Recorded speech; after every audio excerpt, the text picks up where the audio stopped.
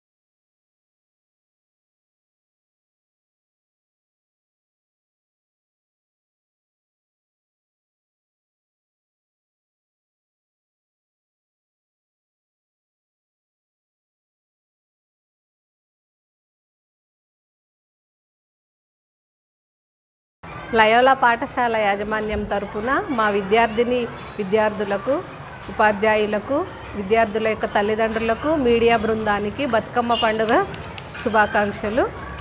మా పాఠశాలలో ప్రతి సంవత్సరము కూడా పిల్లలకి చదువుతో పాటు మన సంస్కృతి, సంప్రదాయాలు, పండుగలు, వాటి యొక్క విలువలు తెలవాలని ప్రతి సంవత్సరము ఈ బతుకమ్మ సంబరాలను తల్లిదండ్రుల యొక్క సహకారంతో ఎంతో ఘనంగా జరుపుకుంటాము.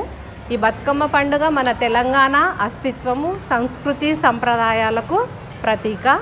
అలాంటి ఈ బతుకమ్మ పండుగను మా విద్యార్థులు, వారి యొక్క తల్లిదండ్రులు అందరం కలిసి ఉపాధ్యాయ బృందము ఆడుతూ పాడుతూ ఆటపాటలతో ఎంతో సంతోషంగా ఘనంగా జరుపుకున్నాము. అయితే మన ఈ బతుకమ్మ పండుగ అనేది అతిపెద్ద పూల జాతర.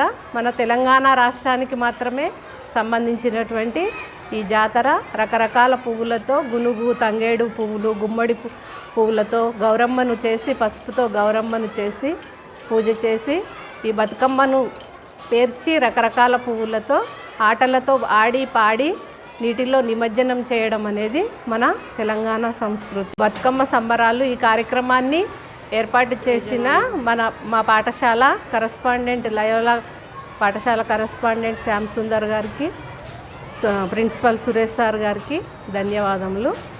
మాకు ఎంతగానో సహకరించిన మా విద్యార్థుల యొక్క తల్లిదండ్రులకు కూడా ధన్యవాదములు. మరిన్ని అప్డేట్స్ కోసం మా ఛానల్ని సబ్స్క్రైబ్ చేయండి.